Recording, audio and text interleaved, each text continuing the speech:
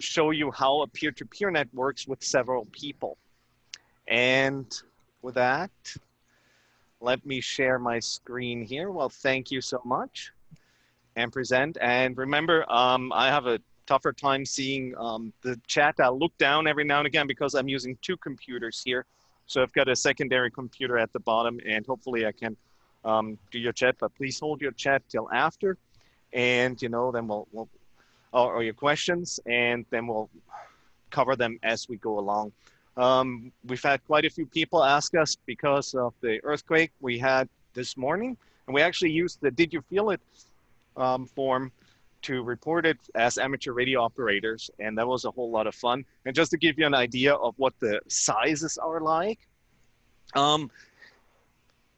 between 3 and 4 is kind of a minor earthquake, then light earthquakes, moderate, up to a 6, 6 to 7, strong earthquake. Now you're talking the billions of dollars in damage, and then major earthquakes from 7 on upwards. So this is one of those things to keep in mind. Remember, the moment magnitude scale is actually every increase in magnitude here is 32 times the energy released from the previous one. So it adds up relatively quickly.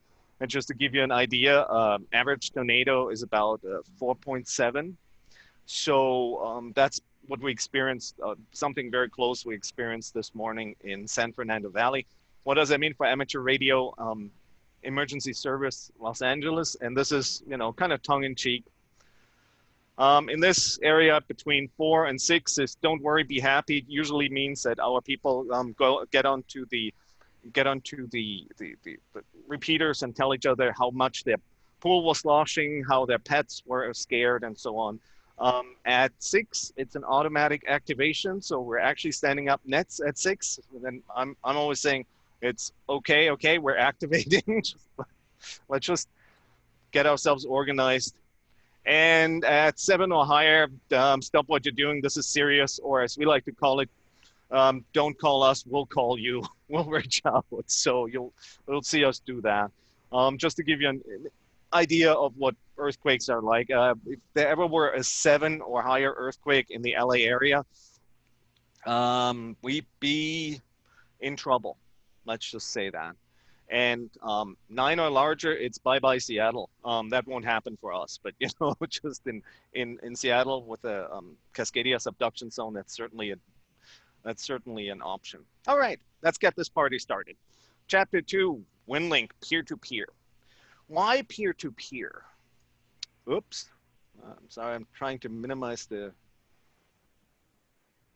Why peer-to-peer? Using peer-to-peer nets is actually a great tool. For one, if you don't have any RMS gateways, and not every community has those, it's a great way to actually get started on Winlink and use the tool in addition to other tools that you already have in your toolkit, and actually use Winlink to send traffic.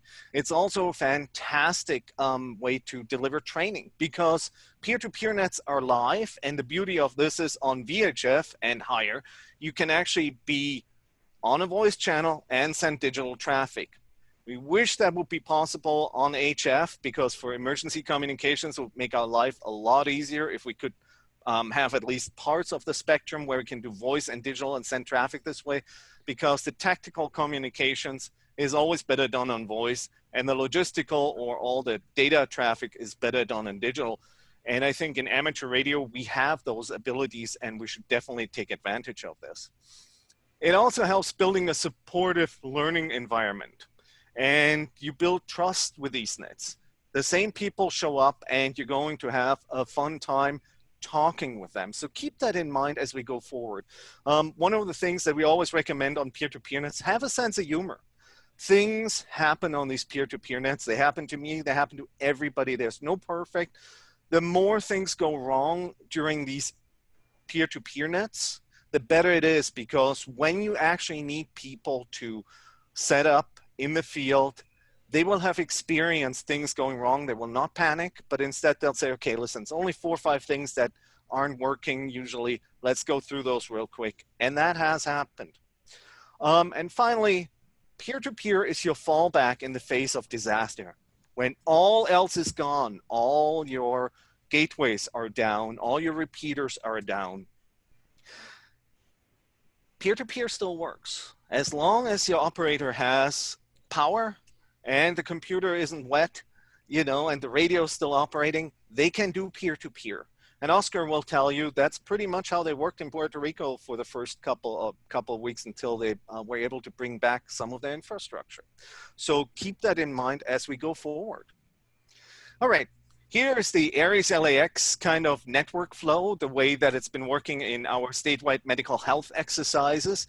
Essentially, on the left-hand side, you've got the operators, and Aries LAX is a very operator-centric organization. We're a learning organization, and we're an organization that says without the operator, it's all electronic junk.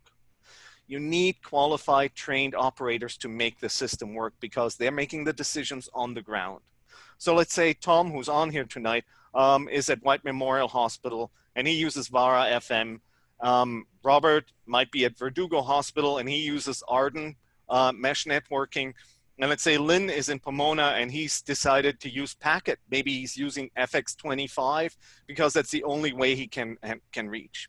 So our net control in this would be Jeff, W2JCL, and he would be the net control station. He might have a gateway with him at the MAC, but that would be something he would bring, or he might not. If it's a peer-to-peer station, he might decide to collect the information this way and then pass the information on. In our case, we print out everything and we pass it on to the county officials per their request.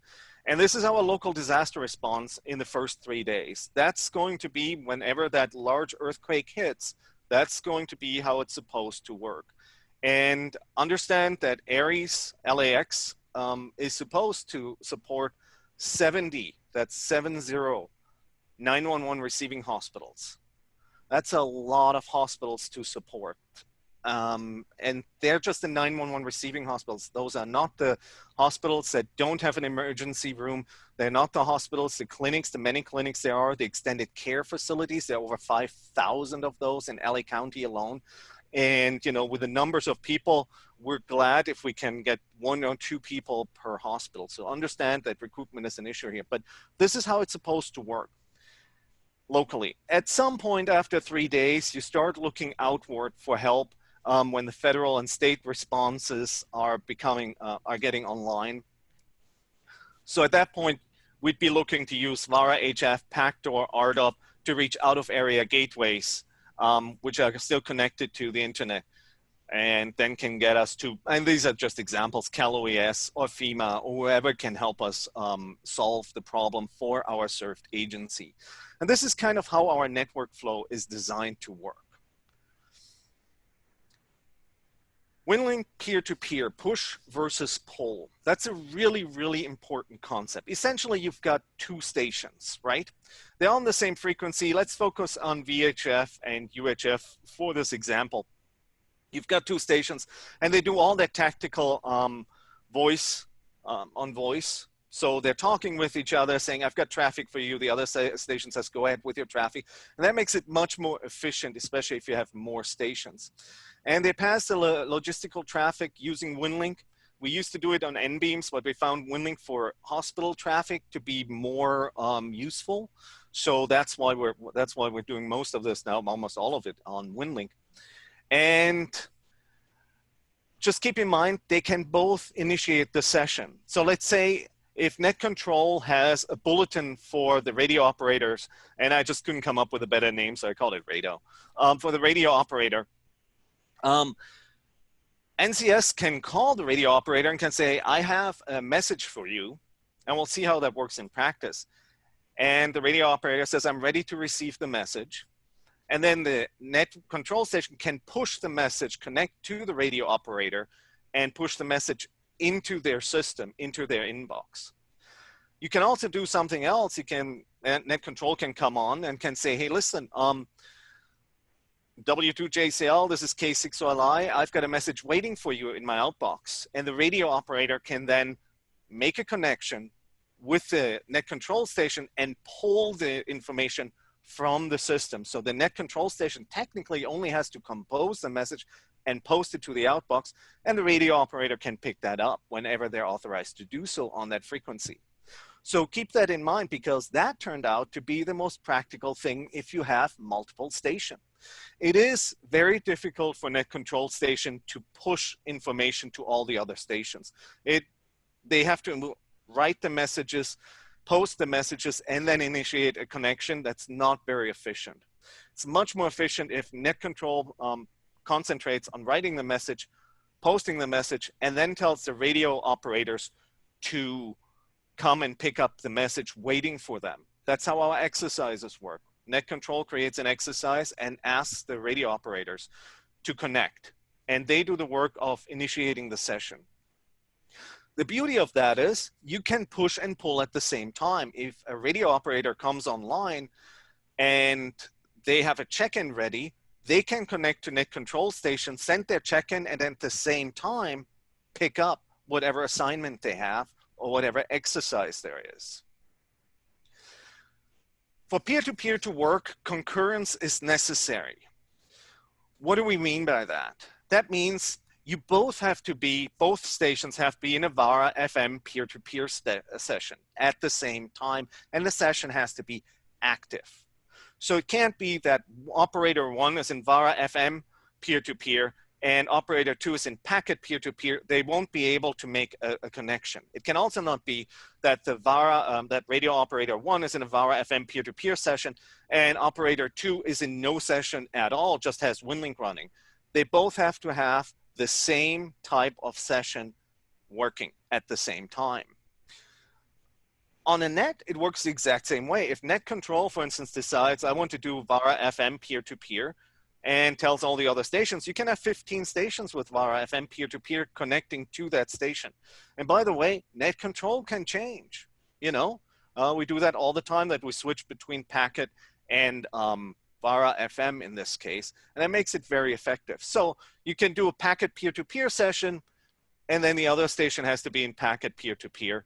You could do the same thing on HF, packet peer-to-peer on both sides, Vara, HF, peer-to-peer, RDOP peer-to-peer. And yes, if you have Arden Mesh, you can do that on Arden as a peer-to-peer connection or any other network where you're on the same subnet.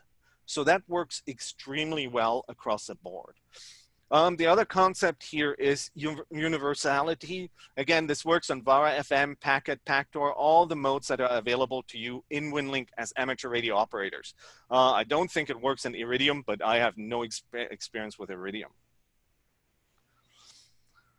So let's talk a little bit about how do you do that on RF, especially on VHF, UHF. And by the way, the principles are the same on HF. They are the same on Arden Mesh or any network connection.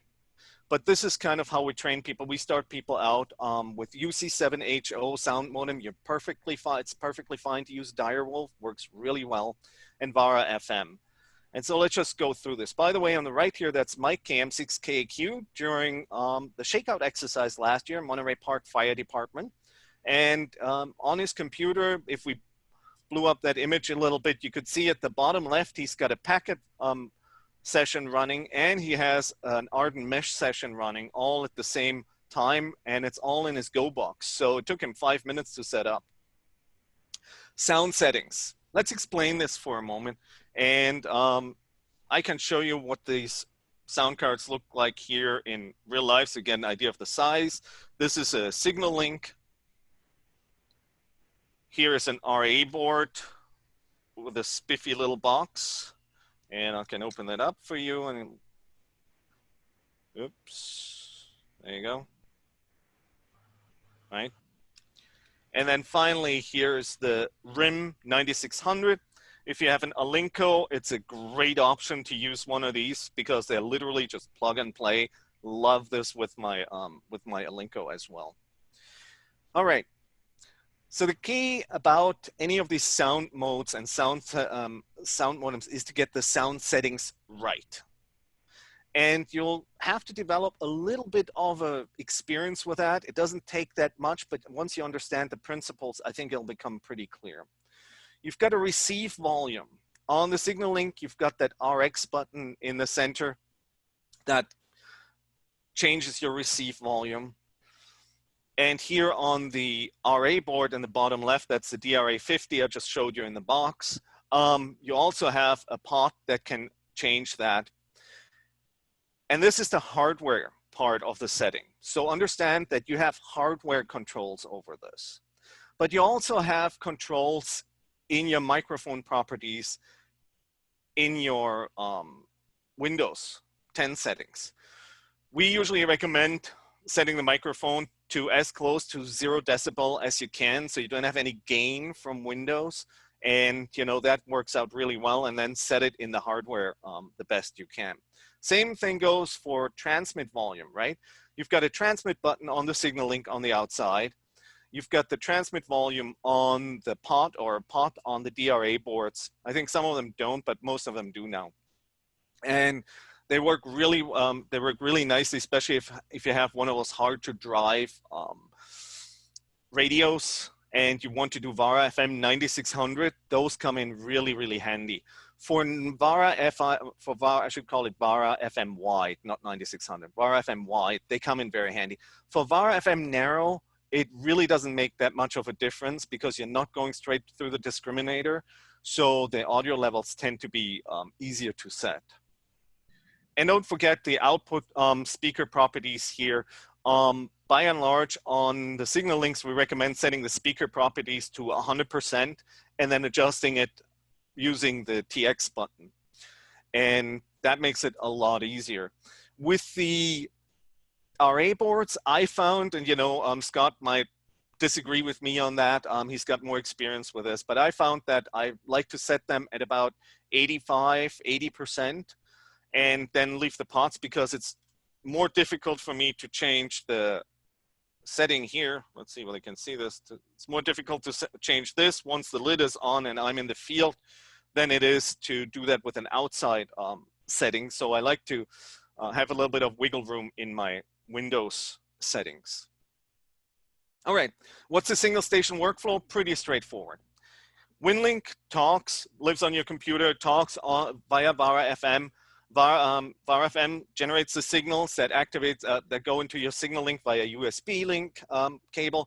And then the signal link uses Vox and feeds your radio. And then it goes into your favorite antenna. Hopefully it's field deployable antenna and then out into the ether. And for the receiving station, it's the exact same thing, just the other way around, right? So you're receiving in the radio, the signal link takes the signal and turns it into digital, and Vara FM then demodulates it and puts it back into Winlink. So the same thing works with UC7HO and just on the packet side of things.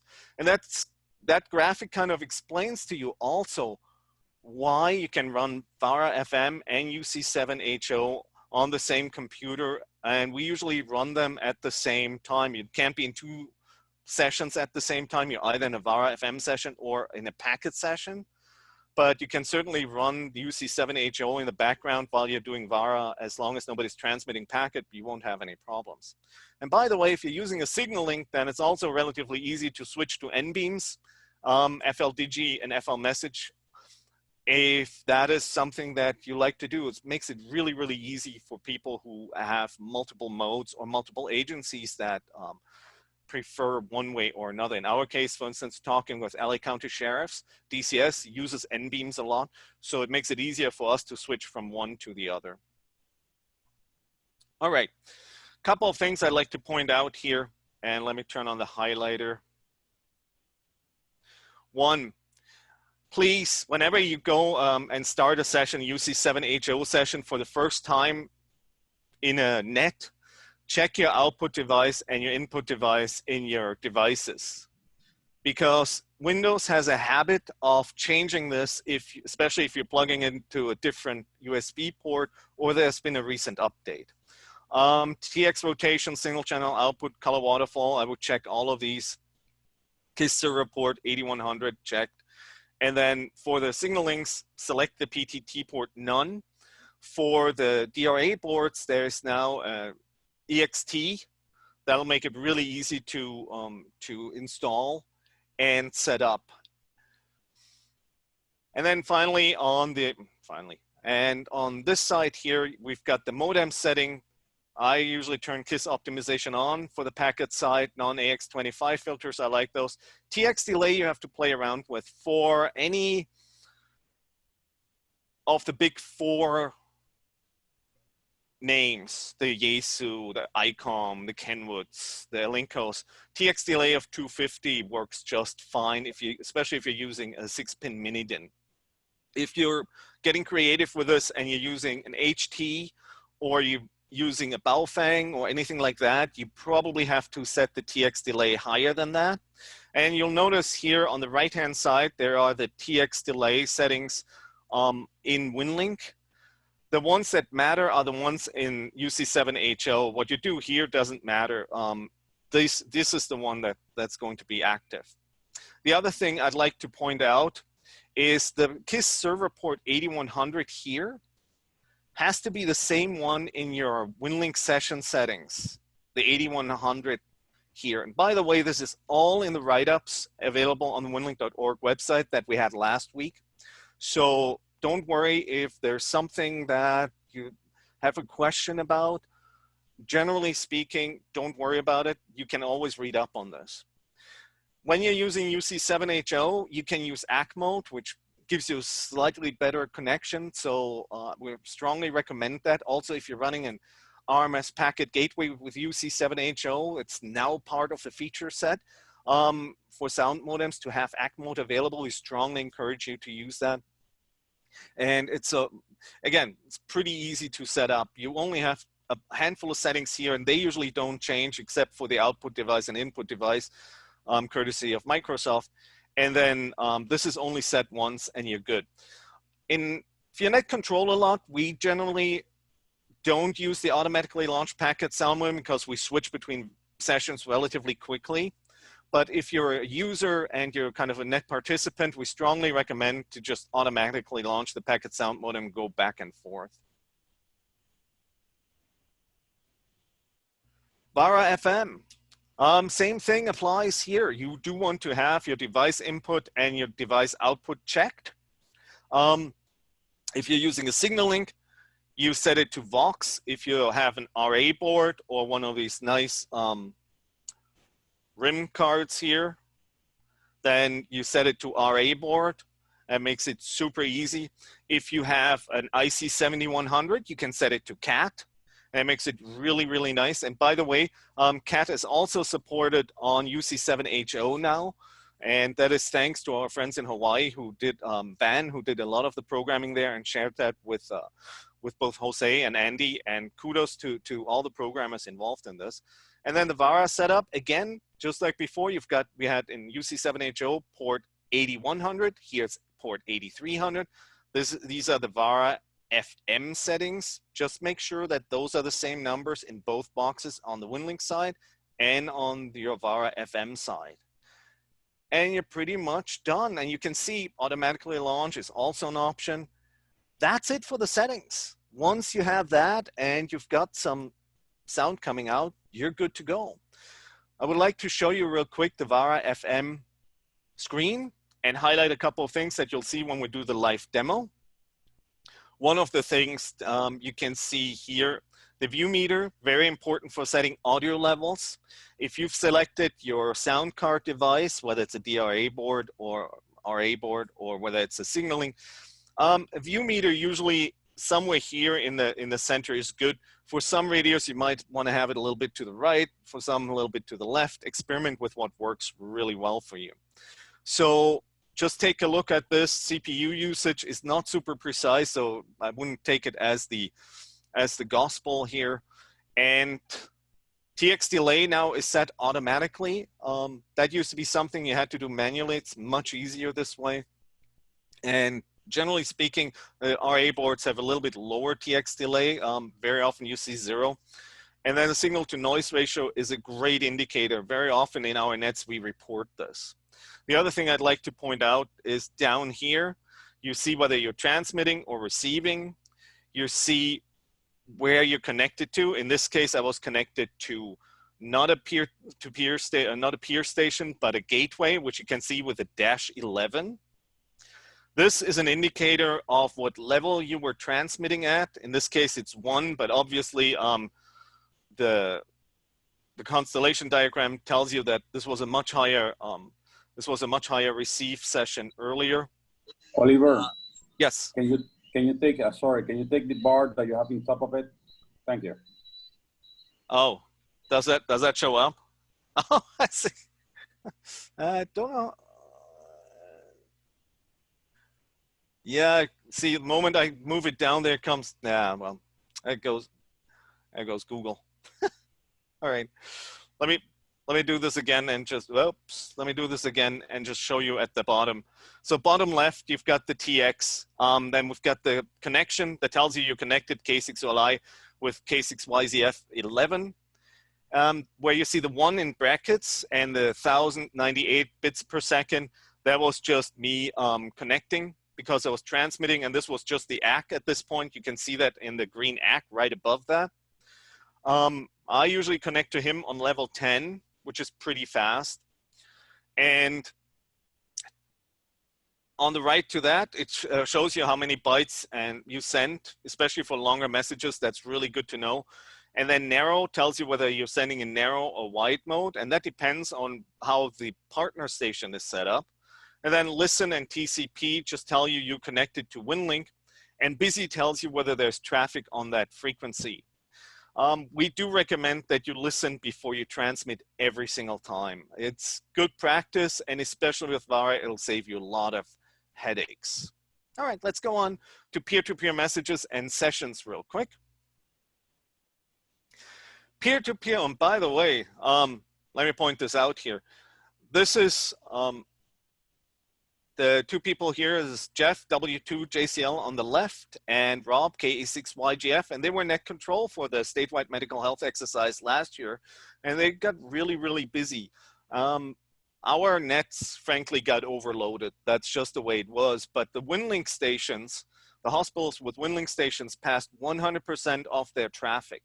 So we did have challenges on the voice side of things, but Winlink really increased our circuit capacity, and we're looking to increasing this as we're going forward.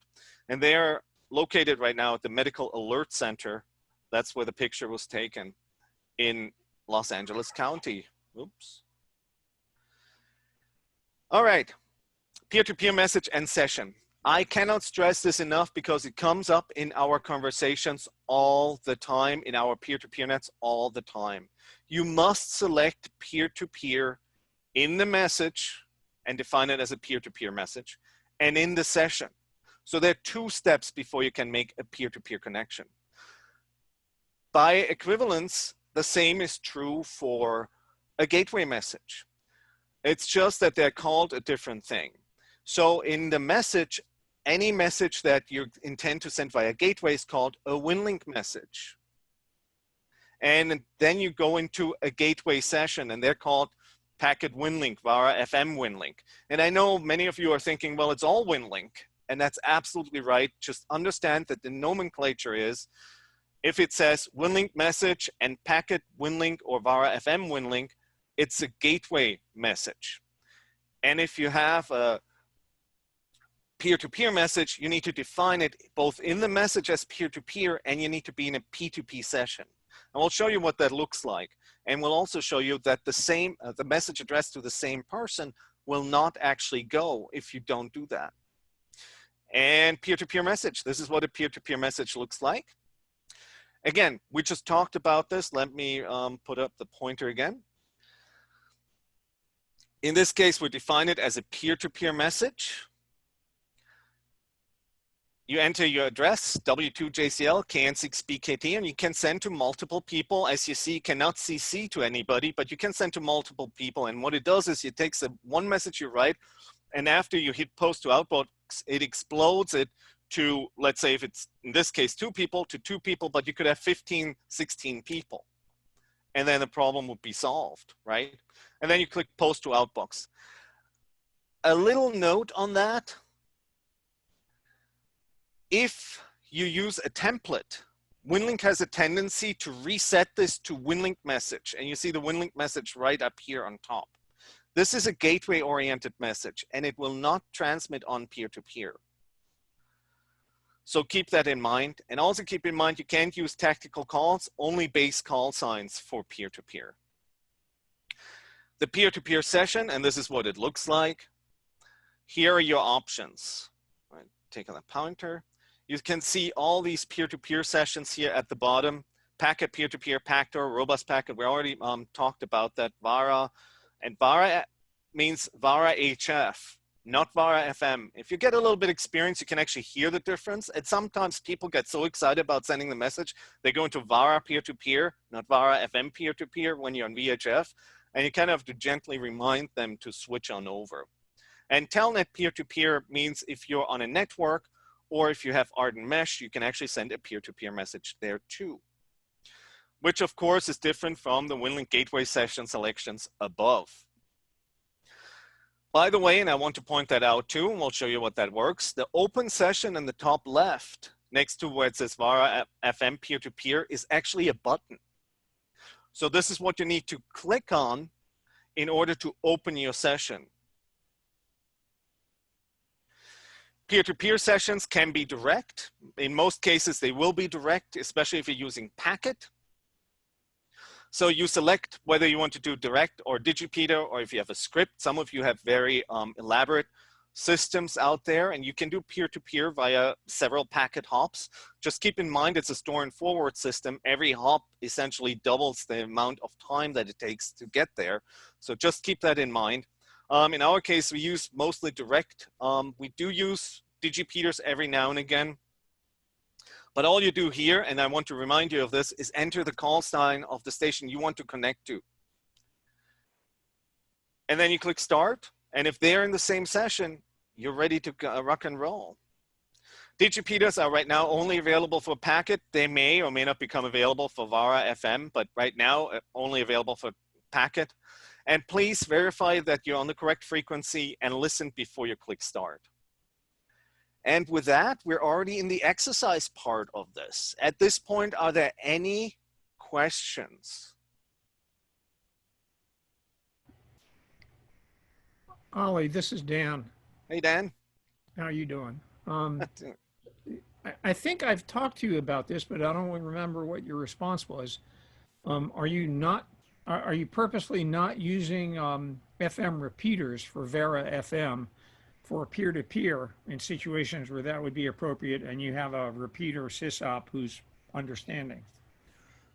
You can absolutely use a repeater for Vara FM. There's absolutely no problem. The reason we don't do that in SoCal is twofold. One, most of our large repeater systems are linked, so there's too much latency for that to work. And two, the ones that aren't linked usually don't like us doing digital on their repeaters. Okay, well, yeah, like I said, the caveat was built into the question. If you have a system who's willing. Okay, right. Thanks. So, I mean, I definitely encourage you to try that. And again, because you're running relatively short bursts of data, it actually makes it a lot easier. So let me share my second screen here, and then we'll go straight into the live demonstration. One moment, Oscar. Oliver, this is Clem. I have a question. Yeah, go ahead. Yeah, Oliver, Clem, 87HO. I noticed that on your signal link, you had narrow. If I use a signal link and I did get the license for the wide for Vara FM, if I use a signal link on Vara FM, would I be able to go wide using signal link versus the RA card, which I do have, the RA boards? Good question. And the answer is maybe. It depends. If your signal link was purchased in the last 2 years and it has two black transformers instead of the red ones, then the answer is yes, you would. I found with my Kenwood it's almost impossible to drive the signal link on Vara FM wide. But the answer is yes. You can just open up your signal link, take a look inside. If the transformers are red, then they won't support wide. If they are black, then yes, they will support wide. And they're currently doing some experimentation. I've been talking with Jason about that. Okay, thank you. Sure thing. Yeah, I need to jump in here for just a second, and that is Instead of everybody just jumping in to ask questions, because we're going to start doubling here if we keep doing this. Let's start using the raise hand thing. Below your participants deal is a place where you can raise your hand, and we'll get you as quickly as possible. Okay, well, back to you, Oliver. Okay, well, thank you so much. I'll share my other screen here, and for whatever reason, I cannot seem to share my entire screen on this. Don't know why, but that's okay. Well, we'll just go one step at a time, all right? And I'll fill you in as we go. And I just want to show you that it's relatively easy to do. So let me get out of my session here, and I'll just show you an example as we go. Let's make sure the frequency is clear. Is this frequency in use? This is K6LI. Is this frequency in use? This is K6LI. K6OLI, this is AC6LS. I've been monitoring the station and you're free to use it. Thank you so much, Lou. K6LI. All right, so we're going through here. We're going through a new message, and I may have to go in and out here because for some reason I can't seem to. Let's see what happens. Let's say you want to send, all right, this works. Let's say you want to send a check-in, right? Pretty much something that happens all the time. And we definitely recommend that you use the templates here available, and there are tons of them. Last time when we did the basics, we showed you how to write a regular message. This time we'll show you how to use a template. You can go to standard templates, and we highly recommend this. Go to general forms. Oops, general forms. And then at the bottom, you've got a generic Winlink check-in. You can double click on that or click select on top. And of course, now I need to stop the share and move over to the other window so you can see. I need to double check these settings. All right. So up here, you actually can set up your own agency. Let's say, in our case, Aries LAX. You can click OK. You can click on this, add your own name and time. Say this is a exercise or net check-in, VHF. And let's say we're doing this on Vara FM. And I'm sending this to KN6BKT. And I could send that to a couple of people. AC6LS. It doesn't matter what I enter here. What matters is what goes into the message later. And this is from me, the original operator. And my location, let's say, is Arlington, which is the tactical name we use. One of the things we don't do, for instance, in Aries LAX, we don't use the actual hospital names for exercises. It's very counterproductive. We also don't use any real names or real phone numbers on our exercises. The only time we do that is during the statewide medical health exercise. And next, we've got comments. You can do all kinds of comments, ready to deploy in 2 hours, for example, right? You click submit, click OK. And I gotta stop the share and move you over to the other one again. So bear with me. All right, and you see how this populated the field. It actually put KN6BKT already in there for us and AC6LS. And here is the Winlink message. Remember how I said we want to send this as a peer-to-peer message? Now we need to define it as a peer-to-peer message. And as you can see in the back here, let me move this to the side. There are 0 messages in my outbox. Can you all see that? Somebody nod? Yes. Okay, thank you. All right, so we've done that. We've addressed it. We've told it it's a peer-to-peer message. Now we click post to outbox.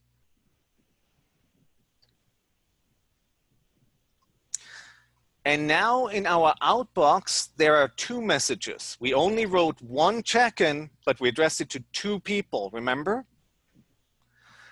Now we've got two check-ins that are ready to be sent to the outside. In that case, we select our peer-to-peer session. Let's go with Vara FM peer-to-peer. And we open the session. And we pray that that shows up on this screen. And it does not. Let me see.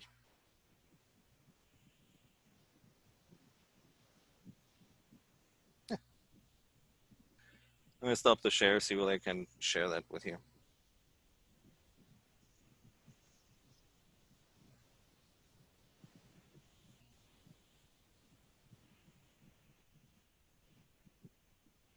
Okay. You know, they usually tell you don't do live sessions. It does not want to show this. All right, but no problem. The beauty of this is, of course, you can't see my session window right now, and I would love to show you that. But the beauty of this is I don't have to show that to you.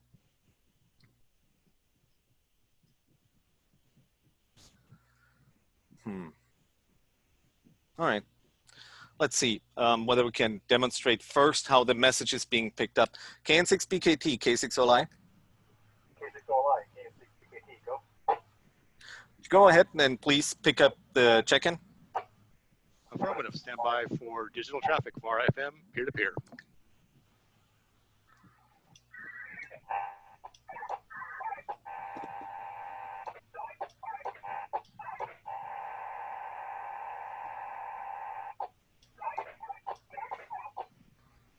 And in this case, it asked me, do I want to download his message? Absolutely.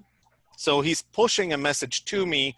And as you can see, he's actually picking up the message as we're speaking.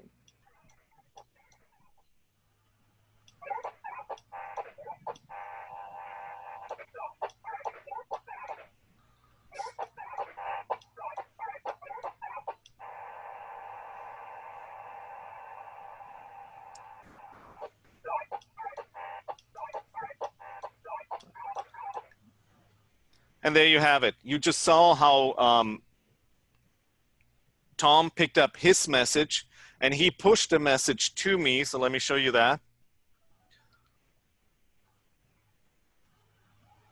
That's the message that Tom just sent to me, KN6BKT. I can tell it's a peer-to-peer message because in recipient it says K6OLI peer-to-peer. So this did not come through gateway.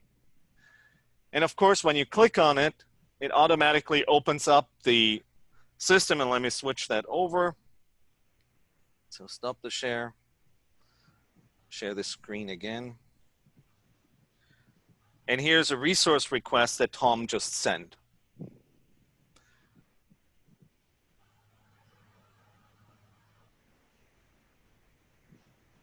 And you can see the data that he's sent. If we had to do this on voice, this would take a lot of time. And this was actual traffic we sent during our statewide medical health exercise last year. So please keep that in mind. This is one of the things, and this is, by the way, the official resource request that the county wants us to send. Nice feature here. It gives you the express sending station, so we always know who sent it. And you don't have to enter that at all. It's done automatically. So it's a very, very powerful tool. So let's do the same thing, and let me see whether I can show you what it looks like on Vara FM, AC6LS from K6OLI. K6OLI, this is AC6LS. Would you please go ahead and connect with me, and I'll demonstrate the Vara FM window. Go ahead. Copy that. 1 sec. So in this case, you can see AC6LS at the bottom left here is connecting with me, K6OLI. It's a pretty good connection here in the diagram. You can see it's relatively narrow, and the more narrow that is, usually the better the connection is. At the bottom, you can see we're connected at 2253 bits per second, and with very short messages, it usually doesn't go that fast. When you see the big difference is whenever you have large messages that need a long time to send. And he's got quite a few messages for me.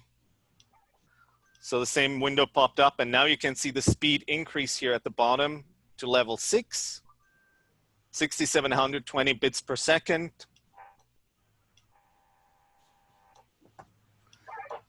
You can see the red is the transmit, the green's the receive.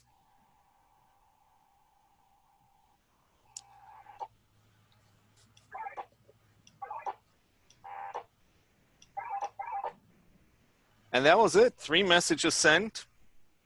Let me stop the share and.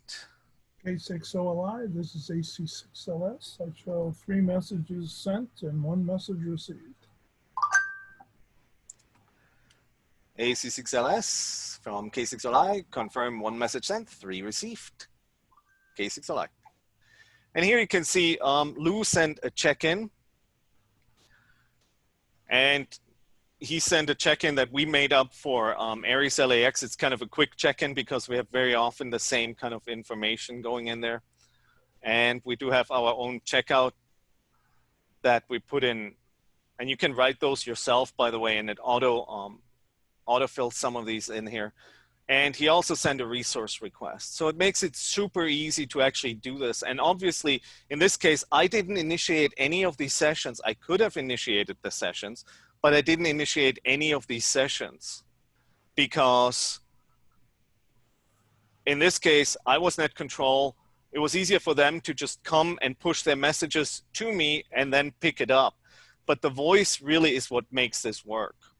Let's see what the mic's on there. KM6KQ from K6OLI. K6OLI from KM6KQ. Go ahead and send your traffic, please. Roger that. Stand by a moment. K6OLI. So what you can see here is it's pretty straightforward to do this as a peer-to-peer session. Now, let me see. Well, let's have Mike send his session.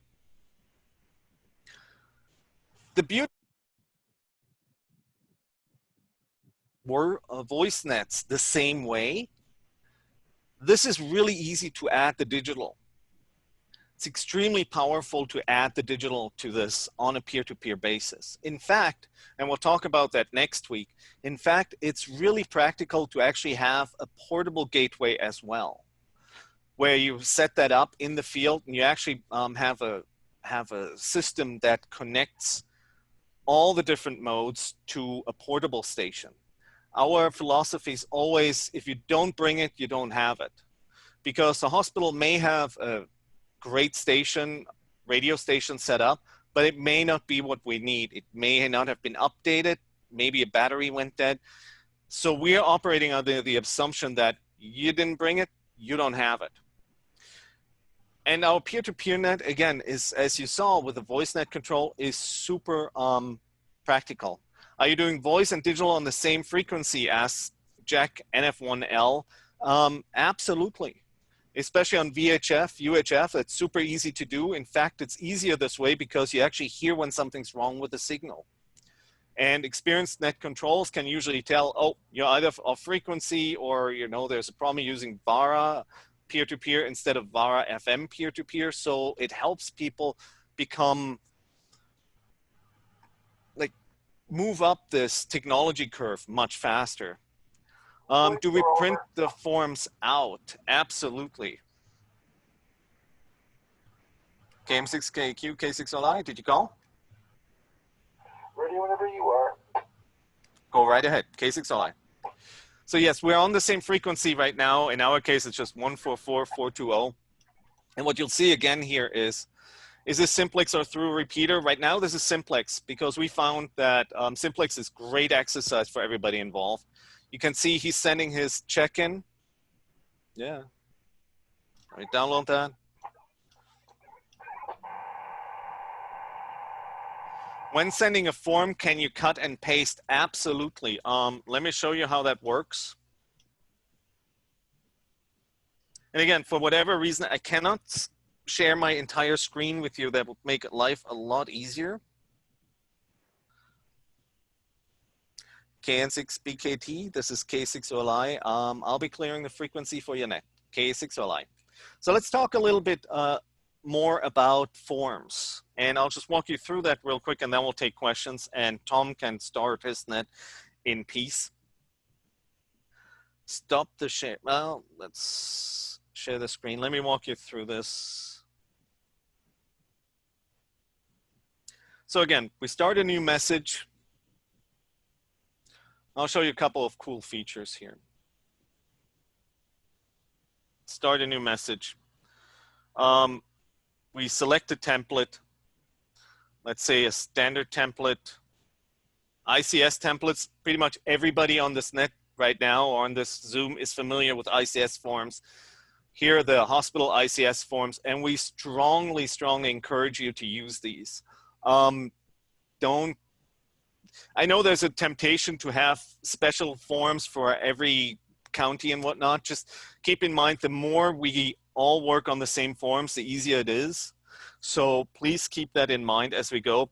If you wanted to send an ICS 213, for example, and I think you're all familiar with that. And again, bear with me, I need to stop the share and reshare. All right. You're all familiar with the ICS 213 form, pretty standard form, right? Could I paste anything in here? Absolutely. And at the bottom left here, you also see the ICS 213 initial data. You can save it. So if you are at a specific location, you could actually save a template for yourself. Or if you're sending certain data over and over again, you can do that. Or if you want to do a demonstration like we're doing tonight, you can load ICS 213 initial data.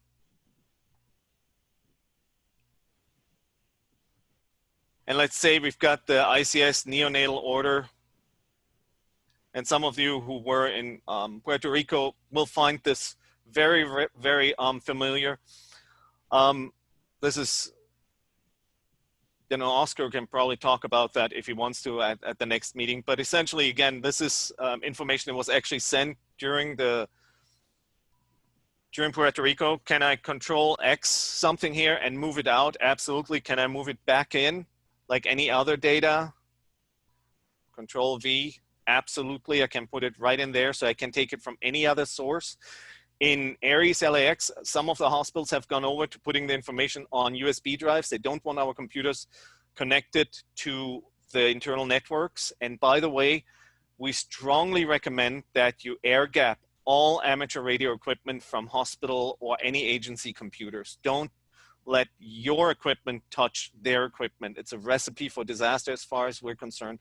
So they actually have a one-way USB thing. They put their messages on USB sticks, hand it to the radio operator. The radio operator sends it and then puts this USB stick in a bag, and they give him another USB stick. And then they can either destroy it afterwards, or they can have somebody scan it for security risks.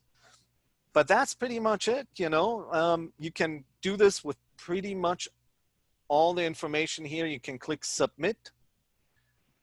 And if you're missing a field, like we're doing right here, it actually will remind you. So it won't let you to submit anything. So let's say he's the chief surgeon. And this is good exercise. There we go, and submit this form. We'll click OK.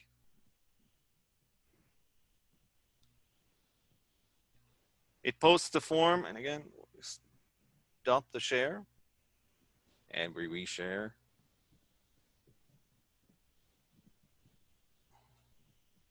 All right, and in this case, you know, again, I've got the same options. If you're sending it through Gateway, I could send this to a tactical call sign. In our case, in LA, it would be the LA County Medical Alert Center. That's the tactical call sign that it has. And, or I could send it to another call, AC6LS, oops,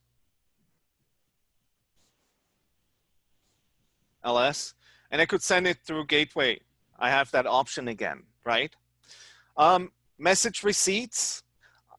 We're not big fans of message receipts. We usually ask our people to get a voice confirmation that the message has been received and read.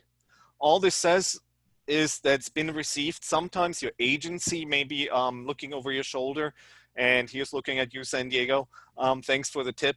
But your agency may be looking at the shoulder and they want something written.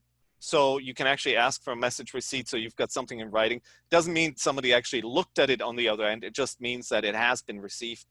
And of course, a couple of things you can set here, defaults. If you're doing exercises, you can do default CC addresses. That can be a call sign, that can be an internet address. So I could put in k6oli@arrl.net, and pretty much everything I email will also be sent to that email address, right? I can default the sending mode, which is really practical. If you have a peer-to-peer net, then you just do the peer-to-peer message as a default sending mode, and then all your messages will automatically be peer-to-peer unless you change them. And that's all there is to it, right? Let's just cancel out of this. And at this point, we can either post to Outbox or we can save in drafts. And let's do that with this. By the way, up here, you can also set up a couple of short, quick links. In our case, in Aries LX case, this is the hospital status assessment, which is essentially bed availability report. We've got our check-ins and check-outs, and we've got our resource requests. You can do anything there. It could be an ICS 213. It could be a weather report. Let me show you a couple of other options here before we move on to questions. Hurricane season is upon us. So there's a hurricane report here. There's a local weather report. Quite a few of you will probably do severe weather reporting. So those forms are already available for you. Of course, earthquake country, the did you feel it report. Not something for peer-to-peer. By the way, you can send all of these as peer-to-peer or as Winlink gateway messages. Doesn't matter. You just have to address them properly. And then there are a couple of other radiograms. If you want to do radiograms on Winlink, absolutely. There are medical forms here. Try those out. Patient reports, hospital bed reports, generic ones, and hospital status, very practical. And of course, FEMA forms and ARRL forms and a couple of ARC Red Cross forms. All right. So with that, I think we've showed you quite a bit for this session. I hope you see the value and enjoy the value of peer-to-peer. We showed you some gateway last time, and next time we'll dive deeper into gateways, what it takes to do when you would want to use a gateway and what it takes to set up a gateway. And then we'll answer your questions about that. At this point, I can see that pretty much everybody's still awake. That's always a good sign. In that case, if you have any questions, I'll be happy to stand by and see whether I can answer them.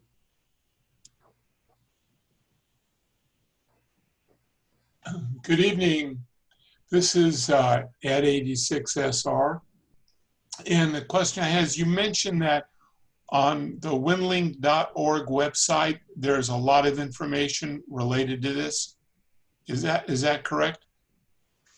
Yes, that's absolutely correct. In fact, let me share the screen up here and I'll show you because I already added some of that information to the slides you'll be getting in a little bit.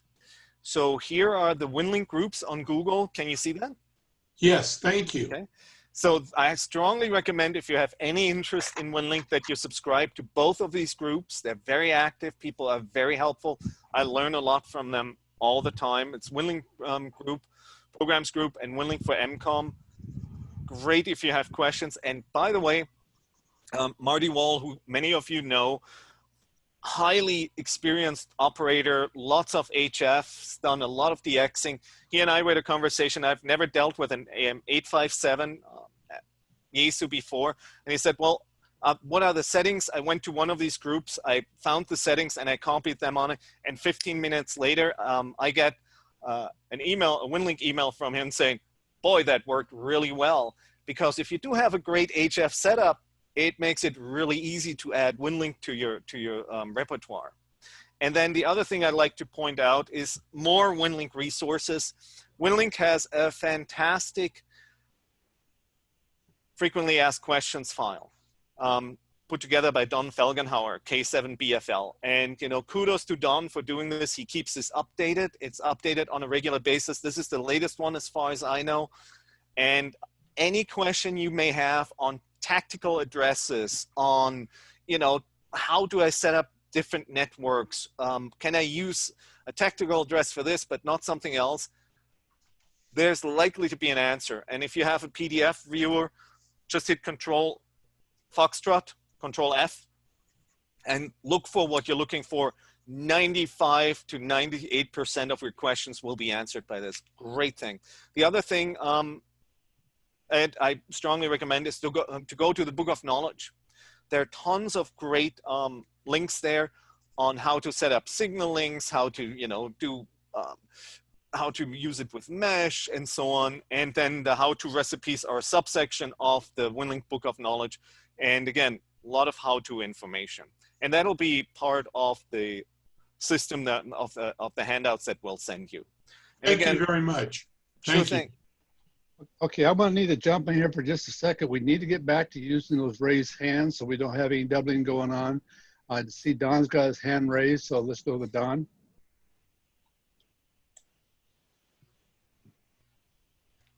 Don, I think you need to unmute. There you go. Yeah, well, yeah, it wasn't working. Anyway, you mentioned the hospital would give you like a flash drive, and that would be a one-time use. How is that imported into the message or the forms? What is that? How is that populated into the form?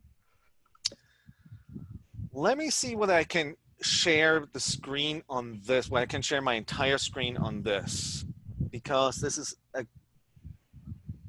no, for whatever reason, I cannot share any of my entire screens here. So, because I would love to show you the workflow. How about we work on this for next week? Because it's literally cut and paste, and there. Let me tell you this right now. Greg KG6SJT, who wrote most of these forms, is a genius when it comes to this. He has a parsing function. So you can copy information from a spreadsheet and parse it into, if you have the headers and the columns right into the form, and it takes seconds. One of the things that we had a couple of years ago, 2 years ago, in an exercise was the hospital wanted to try a patient tracking form, a HICS 254. And the operator figured, well, there is a form for that. He looked at the columns, they were identical, and he just parsed it over. It took him 2 minutes to do, another minute to send it, unpack it, and in 3 minutes he was done. And the hospital administrators looked over his shoulder, said, wait, you already sent these 20 names? He's like, yep. So it can be done, it's easy to do, and we'll look forward to showing that to you next week. How about that? Would that be acceptable? Don? Yes, that'd be fine. Okay, well, we'll get that. We got that sharing squared away. Thank you. Okay, looks like John, you're up. Okay, how do you after you get the information, what do you do with it? Do you print it out, hand it off to the hospital, or how does that work? That depends on your agency. In our case, yes, we print everything. In fact, we bring our own printers when we go to the MAC, because we need to keep their system secure. For them, amateur radio operators are always an unknown, right? They don't know what else we do with our computers, whether we're safe, whether there's some elaborate hack. What was that? The I love you virus, and people get really excited about this. Just in our case, yes, everything is printed out. If lives were at stake, like hundreds of lives were at stake, chances are, we'd probably work out an arrangement with them. But at this point, it's all printed out, and they hand enter everything in our case. It may be different for different agencies, but this is how it works for us. And by the way, I find it a great compliment when your agency asks you to slow down. That's true. I was curious because I see what you're doing, and it's like, okay, how do you get the information passed along? Yeah, and it's just that we've done it, that we printed it up on PDFs, we put it in spreadsheets again. But again, for them, it's a big risk to take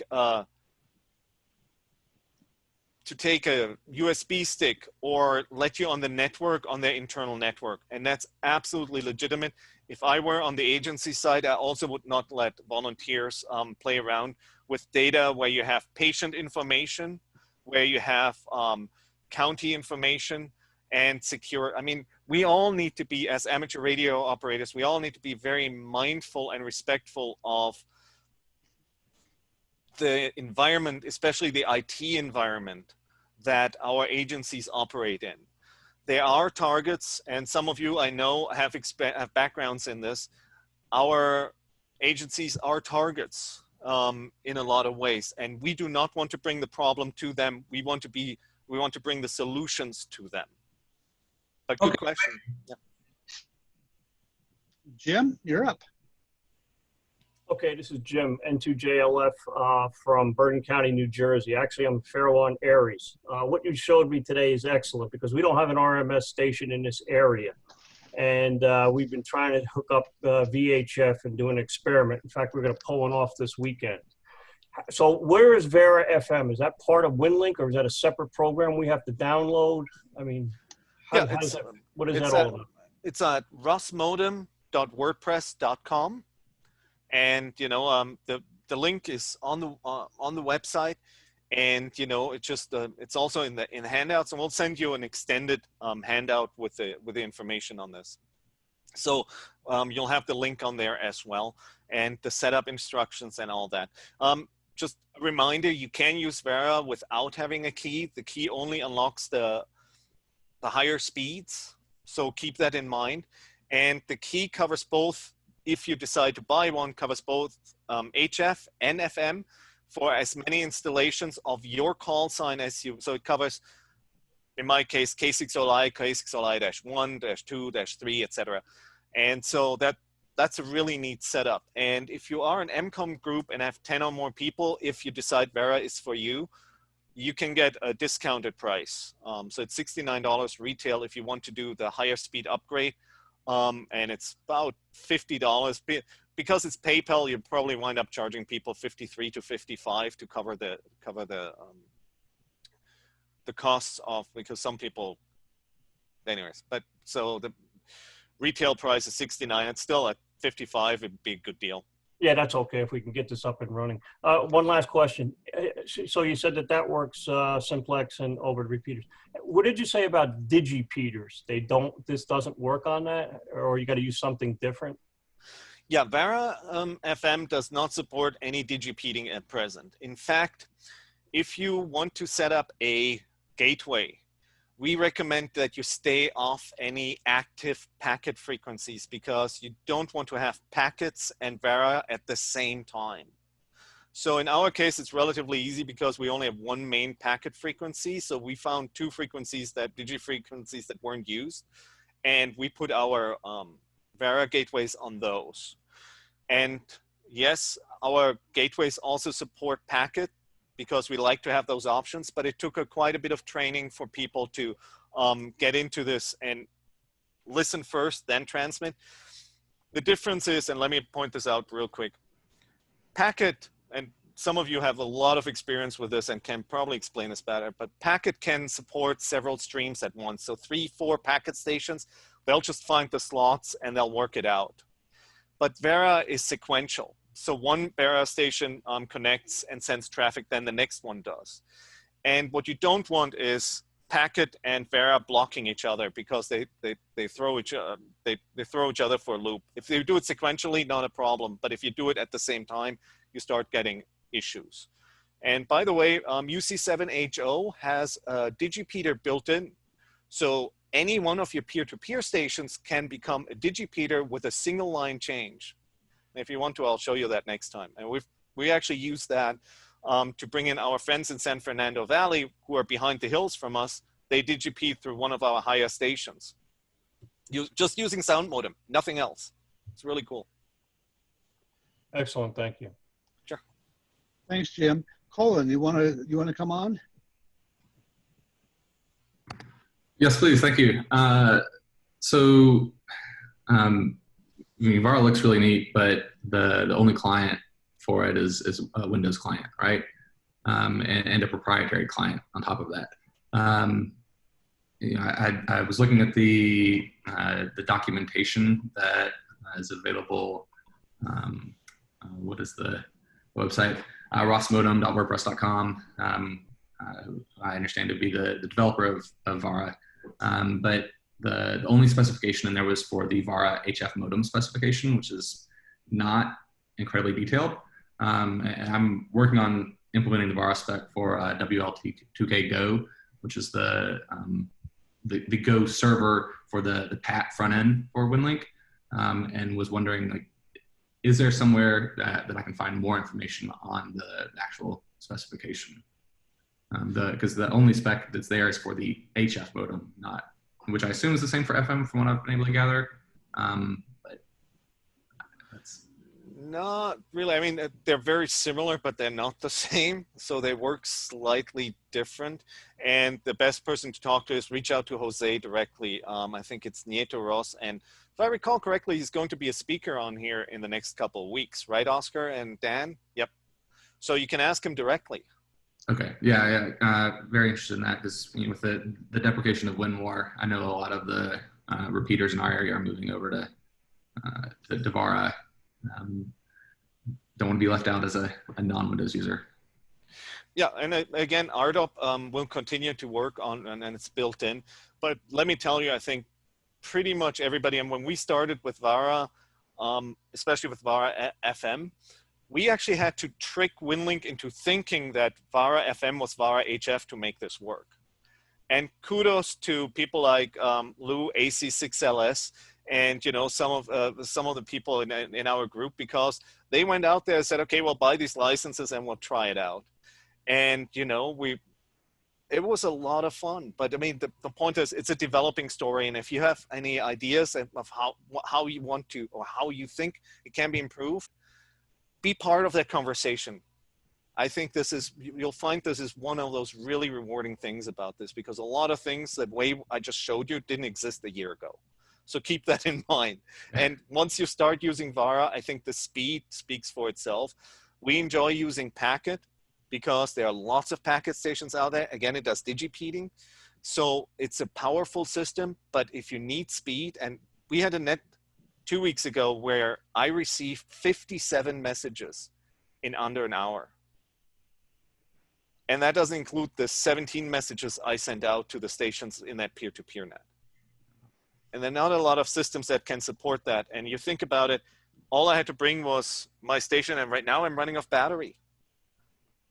So this is my Go kit. But good question, and please be part of the conversation. Thanks. I'd like to take a break from the hand thing and go to Lee, if you're available there, Lee, and see if there's anything in the chat we should be responding to. Most questions are asked and answered. There are a couple of comments, such as from Doug, W4DBL. Both stations have to have the same form if you need to populate it at the receive end. Otherwise, you just get text. They have to have the same version of the form, or you just get the text. So keep it. And this is why we're big fans of having weekly, bi-weekly, monthly nets. And we also are big fans of doing more than just a check-in net. Check-ins are deceiving because they're small messages and they usually work. You will run, and like we did when we started out sending agency traffic, 213s, all of a sudden, hospital bed reports, all of a sudden, medical, we started running into problems almost immediately, and fixing those led to a lot of the development that you're seeing right now. So make it as real as you can, and you can make it fun. Hey, last year for Halloween, we did a cycle of a zombie apocalypse. And Halloween last year, that was pretty funny. Now that we're living in the zombie apocalypse, because it's a virus thing, right? It's not as funny anymore. So this year, I'm hoping for Sharknado, and for Halloween. So just to keep it light, right? But the point here is understand the closer you get that to reality, and what you do, perfectly fine. But keep it engaging, but practice what you actually expect, because things will go wrong. And they'll go wrong for people who are very experienced. We once had a net when we had, it was a later net and was 8 check-ins, and usually check-ins work. My station is just running really, and we had 8 check-ins and not a single one went through. And they all panicked and just looked at their stations, and then I looked at my signal link, the power button was off.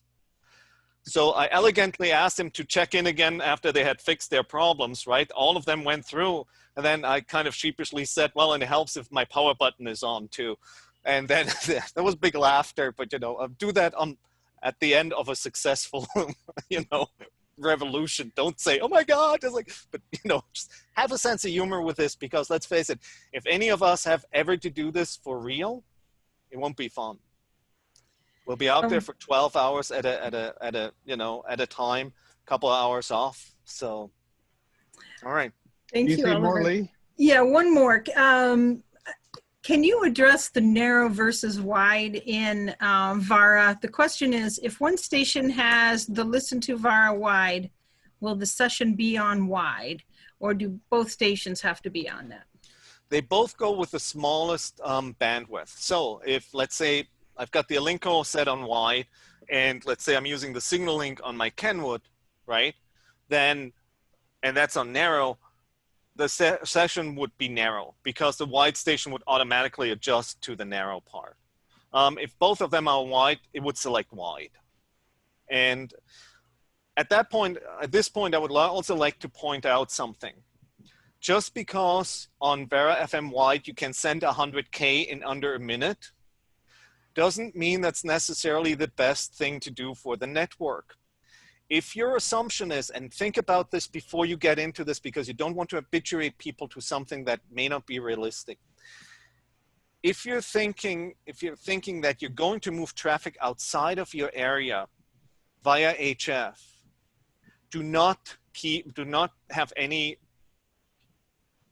forms, any files larger than 5K, because you're shutting down those HF gateways for a long, long time. So keep that in mind. You need to think downstream. How does it get from where I am to where the endpoint is? It may be that you and the RMS gateway have a Vara wide connection, but the RMS gateway then may turn it over to tri-mode and try to forward it through HF. And that takes a long time, and it might break your equipment, because again, remember, these modes are 80 to 100% duty cycle. The shorter your messages, the easier it is on your equipment, and on the gateways especially. Thank you. We've had a couple of questions about how you handle HIPAA. Aries LAX, just like pretty much all Aries, is pretty much immune from HIPAA. We don't initiate any of this traffic, and that's the position the county takes.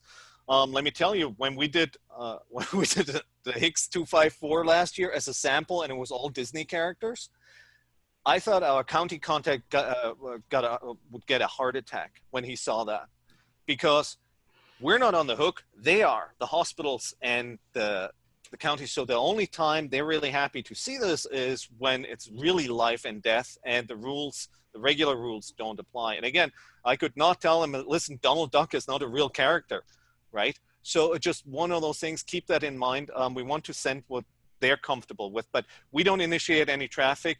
The hospital tells us what to send. The MAC tells us what to send. But just like Verizon, you know, it's like, we're just the conduit. Okay, I have two more. One of them is, Oliver, can you post details about your Winlink Go box or some of the others? Yeah, actually, I would strongly recommend, and we do that once a year, usually in December, where we have a Go Box Palooza. Probably not this year, because it's doubtful that we're going to get to meet this year, but where people bring out their Go boxes, and I can post a couple of pictures, and people are very creative, and everybody, we usually tell people, start with what you have. You'd be surprised how much of your equipment can actually work with us. But yeah, we can post some stuff. Okay, and the last one I have is, are there delays built into the Telnet Winlink sessions? Seems like Telnet message I send is delayed by hours. No. Okay. I mean, I use Telnet all the time, and it's almost immediate. Okay. So there's no delay built in, as far as I know. Okay. I'll follow up with that participant and see if there's any further questions. Thank you, Oliver. Okay. Thank you, Lee. Okay, Doug, you want to take it away? All right, turn the microphone back on, that helps. I'm going to be stupid here for a second, Oliver. Running, I've got Vara HF, Vara FM, and a couple of different radios and a couple of different computers, and I've had zero luck actually making this thing work. Now, one radio with the exact same settings, two identical radios, same settings on a radio and a computer. One of them I key transmit, one of them I don't. But that's an aside. But this goes back to the basics. If I'm running Vara FM through the computer and I'm running to a Yaesu FTM 400, for example, not a ICOM, which makes it a little easier, or Kenwood. So I'm running to the 400 because it's a dual VFO radio. So I've got voice on one side, I've got data on another one. I can monitor both. What do you put between the computer and Vara, the computer, and the radio? Does UZ7HO function as the sound card for that, or do I need to add something in between? No, you don't need. You can run UC7HO and Vara FM at the same time off the same sound card. Okay. So you don't need any extra equipment for that. And that's the beauty of this. So you don't need to unplug, let's say, with the Contronics. And I love my Contronics, don't get me wrong. We use it for the AC100 Ultra arrays all the time because it's kind of a network system.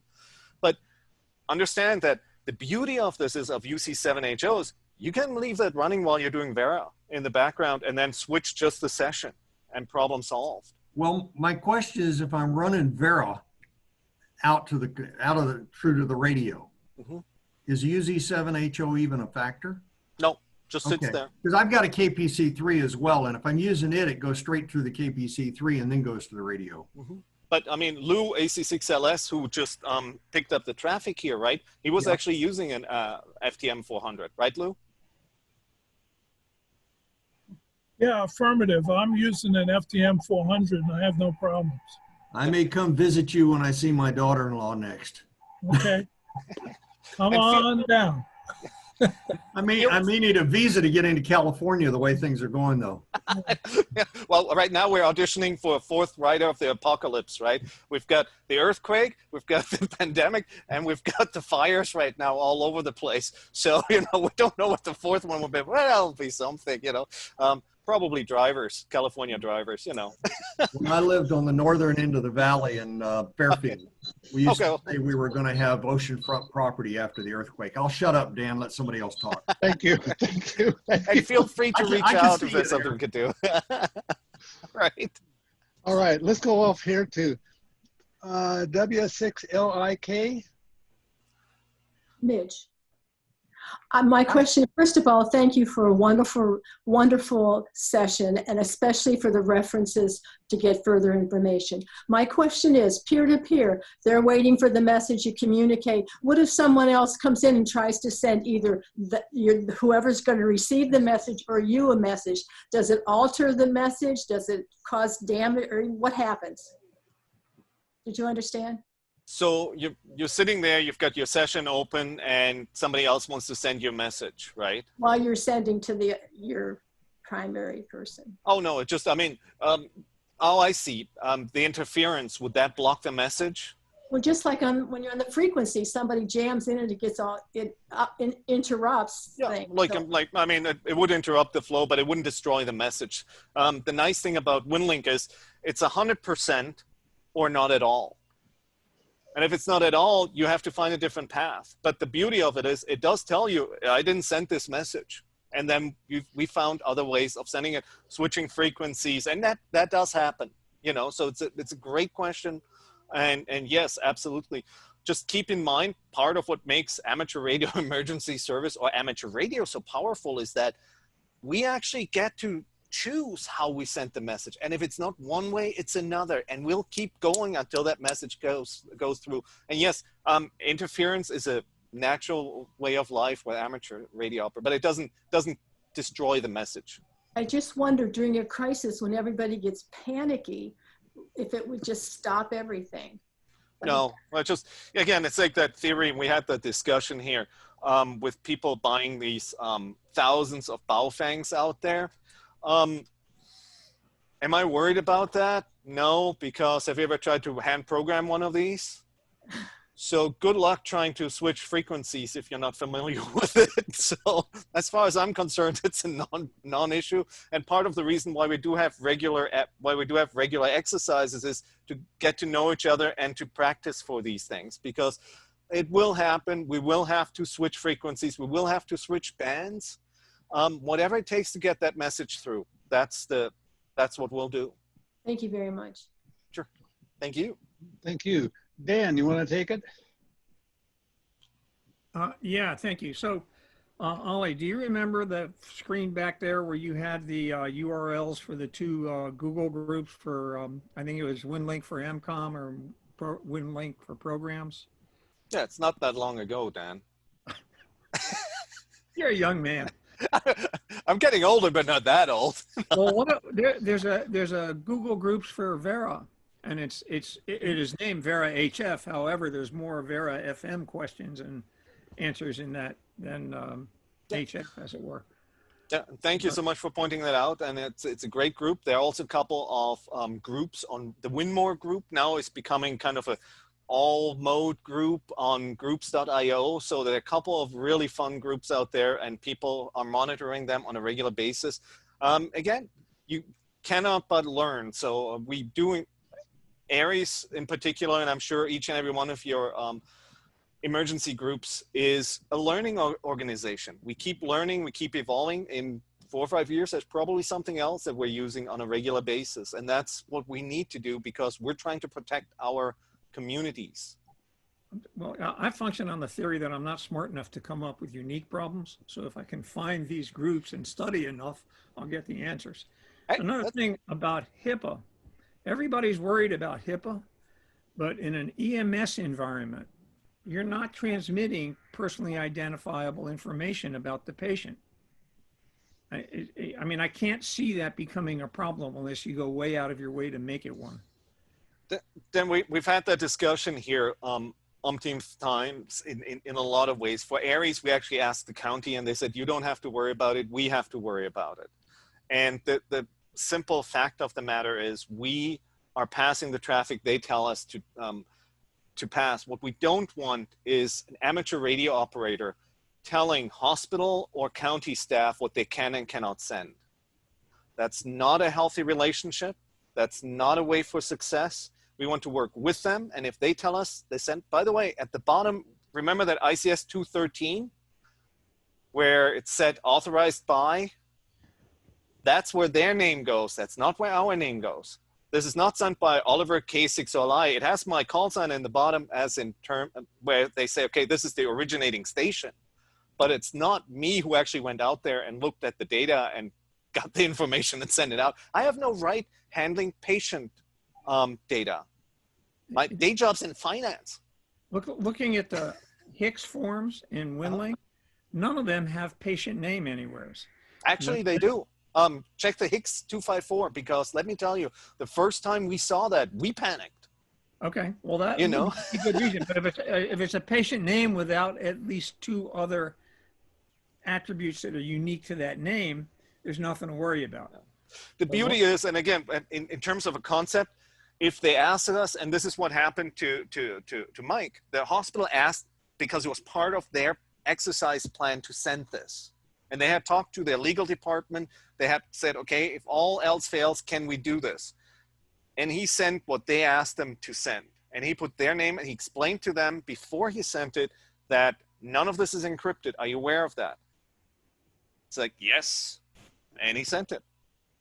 Okay, now you see, you just broke into the big brother of the HIPAA question, which is if an agency gives you something that they've encrypted, it's only going to be encrypted by the appropriate people in that agency on the receiving end.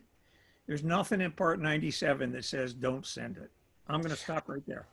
That's just, yeah, we could spend hours on this. No, we can't. I have too much of my life gone into that. Okay, I appreciate the time factor. Lee, you got anything going on over there? I do. I appreciate the HIPAA discussion. There were quite a few questions about that, and we have a question about, can we use our laptop sound cards, or do we really need to add something like the signal link box to properly drive our radios? On Vara FM, you could use your laptop sound card if it's properly grounded. Would I do that? Probably not. I'm a big fan of external sound cards. They make life a lot easier. You can move them around. And again, you get into the whole drive issues. By the way, in any of these groups, there are actually projects where you can build your own sound card if you want to, getting these $5 dongles off of your favorite online store. So if you're into building, there are ways of doing this in inexpensive ways and having fun with this. So you don't have to go with a commercial option. KC70, for instance, here, he built a really nice box, had a 3D thing built, but it was all him building it. So, you know, can you do that? Absolutely. All right, thank you. You keep mentioning session. What is a session in Winlink? A session in Winlink is that window that pops up that, here, let me see what I can show you on this computer real quick. Let me just bring this up. Right here, tools, and there's my Winlink Express. The nice thing about using something like a signal link or an RA board is, let me see, is that you can actually use it for all kinds of fun software that you may not be able to use it otherwise. So let me see. Okay, you see this window, right? And it says Vara FM peer-to-peer. These are your session selections here. Up here are the gateway selections. And down here are the peer-to-peer selections. And at the very end down here is your Telnet post office. That's for Arden Mesh, right? All right, let's say if I wanted to start a Vara FM peer-to-peer session, I will click on this. And I will click on this button here, Open Session. And I don't know whether you can see this right now. Oh, yes, you can. Look at that. All right. So that's your session. Obviously, this computer isn't connected to a radio right now. The other one is. But this is your session window, and this is where you enter, like we talked about, KN6BKT for a peer-to-peer session. And the frequency, you can enter whatever you want. On FM, it doesn't matter. On HF, if you have CAT, computer-aided transceiver, then that actually matters, because when you change it here, it'll change in your system. And in this case, you could just start, and right now it won't go anywhere because there's nobody on the other end.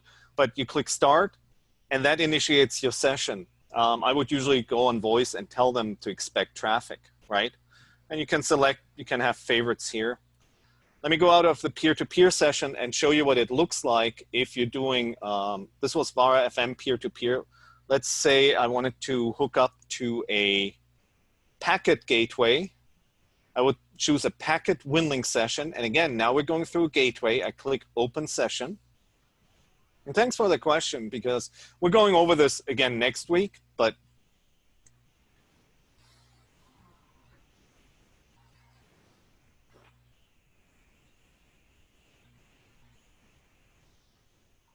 okay. Huh. I do not know why this doesn't show, because I see the session on my end. Let's see what happens with the Vara part. Yeah.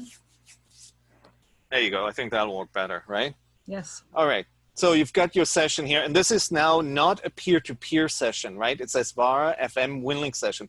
So this is aimed at a gateway. How do I know what gateway I want to access? I can go to channel selection, and I can find what gateways there are nearby. I can update this table via the internet and get the latest information. If I don't have access to the internet, I'm in the field. Let's say I'm in Puerto Rico.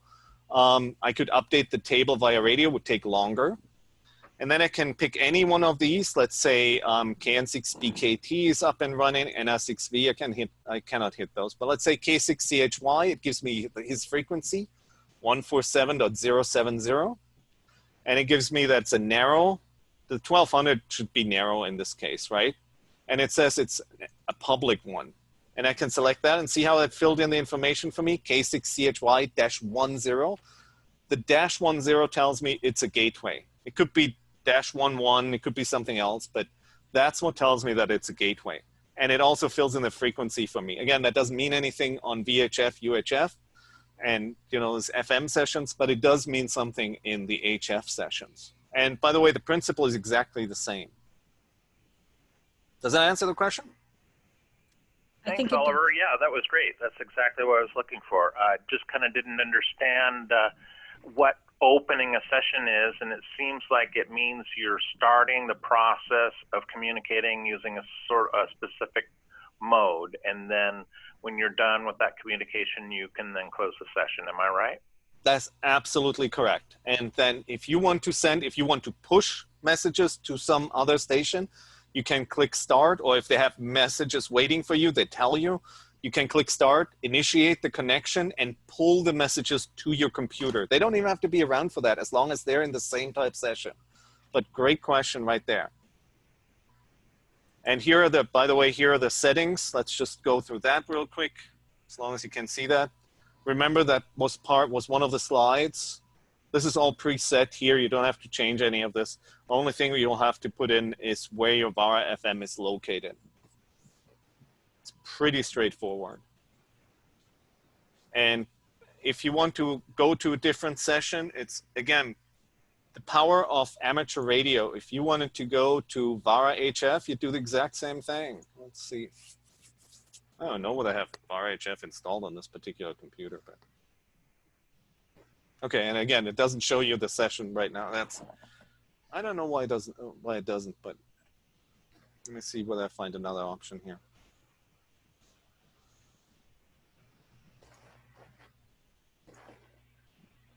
The good thing is I've got two computers now, so I see what works and what doesn't work.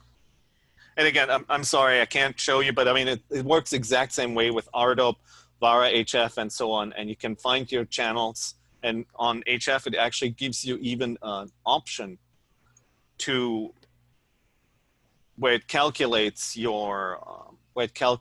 how likely you are to hit that particular gateway in that area. And again, it's kind of cool because Evan WH2 ECG, he regularly connects from Hawaii to Alaska, Texas on 20 watts. So just as a radio amateur, you have a lot of options there. So I encourage you to play around with that. All right. All right, thank you. I've got two last quick questions. In your examples, you used text files. Can you send files as attachments? Absolutely.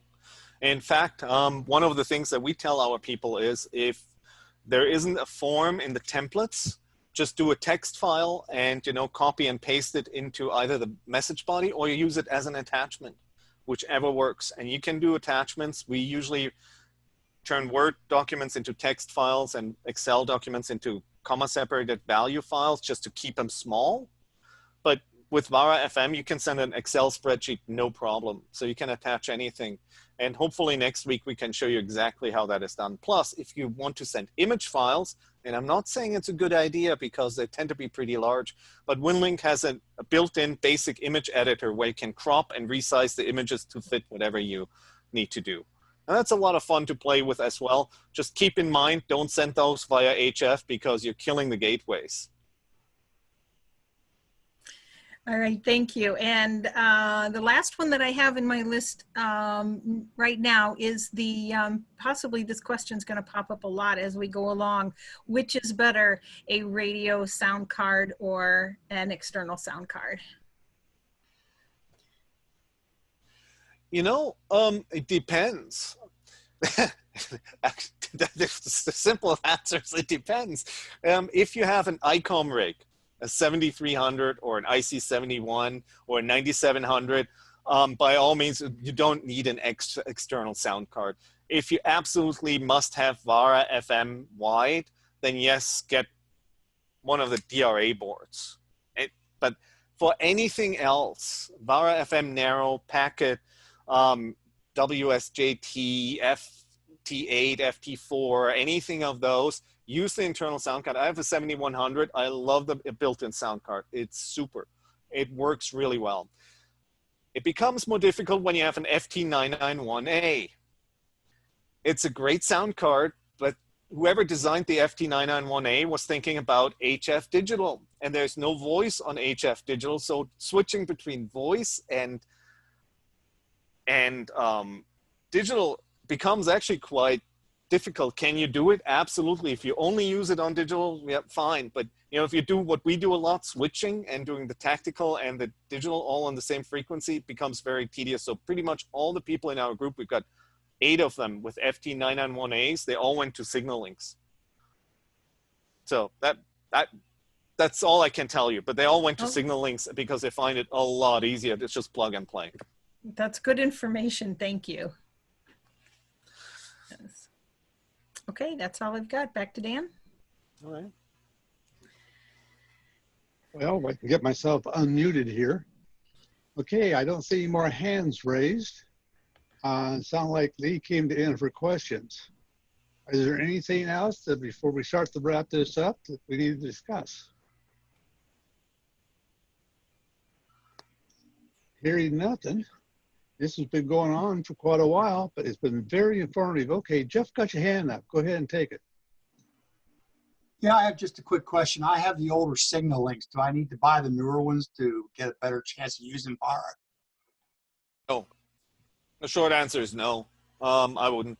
Quite frankly, if you want to have Vara FM wide, then get yourself an RA board. But understand that you are losing N-beams right now, and you can make it work on HF, but you have to add COM0, COM, and CAT 7200. So it's a lot of extra trouble. If you're happy with the signal link the way it works right now, I wouldn't change anything because Vara FM narrow is 50 kilobytes per minute. And I challenge you to come up with a use case where we need to send more than 50 kilobytes per minute. Well, the other question was the license allows a higher speed. If you don't buy the license, what is your speed? You didn't say anything about what the lower speed is. Oh, it's about twice as fast as packet on the lower if you don't have a license. Okay. If you do have a license, then it's 10 times as fast on that, 10 times faster than packet on Vara FM narrow, and about 20 times faster on Vara FM wide. Okay, great. Thanks, Oliver. Appreciate it. Sure thing. Again, I would always say start with what you have. If you want to upgrade later, you can always do that. All right. This has been a great session. Very good. I recommend that when we get done here, get the video out, that maybe you share this with obviously with your Aries folks and DLCs and anybody you can, because there's lots of information here I think is of great value to a lot of people. Is there anything else? Oops, got a hand up. Clem, go ahead. Okay, just a comment here. Thanks to Oliver and Joe Speroni, H08, the section manager for Pacific Section Hawaii. 2 years ago, we started Winlink, and we didn't have the infrastructure that we have today. We were using basically Telnet. And now, in the past year, 6 months, we have a lot of Vara FM gateways. We have 2 on the Windward side where I live. We have 5 in downtown Honolulu, 1 in Ewa, 1 in Wahiawa. So that's 5, 6, 7, 8, 9 on Oahu alone. And when we had those gateways installed, that's when we had growth in Vara FM and the growth of Winlink. Especially Vara FM is what we're encouraging. And we're using the DRA 30 cards, and we're encouraging people to get the license so they can go wideband versus narrow. And it has been very, very fast for us so that we can pass messages quickly. Yes, I agree, but testing messages on HF is slower. But with Vara FM is the way to go. It's so much faster than Vara HF. And several of us do have Vara HF. Several others have PACTOR capability as well. I do have Vara FM packet and Vara HF, but I use Vara FM a lot, and I try to reach the other tri-mode gateways on the neighbor islands using HF. So we've been very successful. We had an activation here recently for Hurricane Douglas, and we use Vara FM from our shelters. Yes, we had challenges, but we were able to pass the message forward one way or another to the Red Cross headquarters. So with that, thank you, Oliver, for your presentation. I'll learn a little bit more. I want to do Vara peer-to-peer, Vara FM peer-to-peer in our exercise here to get our people better prepared in case the gateways go down. Thank you very much. Look forward to next week's presentation. And thank you so much, Clem, and our friends in Hawaii, because they've done a phenomenal job developing and really being part of that conversation, and really jumped in head first and done an amazing job getting everybody, bringing the community together and giving them that opportunity to go digital. And, you know, my hat's off to them, as it is to our friends in Washington, San Diego, who've been really leading the effort in many, many ways. So it's a community. Can you briefly talk about the development of Vara and how we can support that? Learn how to use it, and then when some things could be improved, bring out suggestions. That's the best way to do this, because that's what we've been doing. That's what Hawaii's been doing. That's what Washington with Scott and S7C have been doing.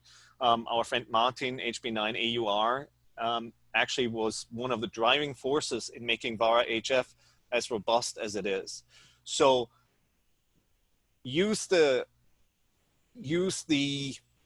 groups, the Google groups, productively. Ask for things that can be delivered, and understand that Jose has other priorities sometimes, so it may not happen right away, and we're all volunteers doing this. But that if you have a good idea, if you say, listen, this is a way that it can be improved, that I think it can be improved, speak up. I think that's the best thing you can do. All right. Okay. Well, I don't see more hands up. I asked Lee one more time. Is there anything in the chat area?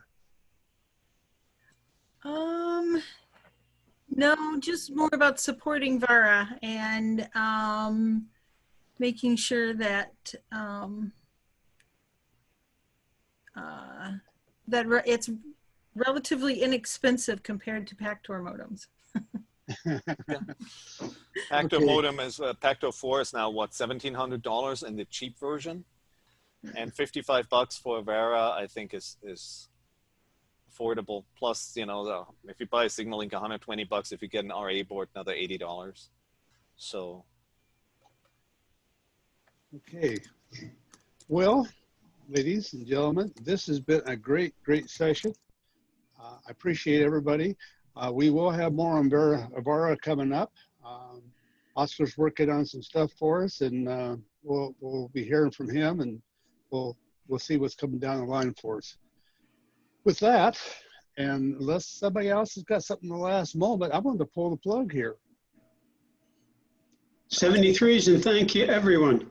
Yeah, 73. Yeah, thank you so much for your time, and Oliver, go forth and have fun. Oliver, an excellent presentation. Thank you. Thank you, Steve. Appreciate it. Sure. Thank you all. We'll talk to you all soon, all right? Be safe, be well.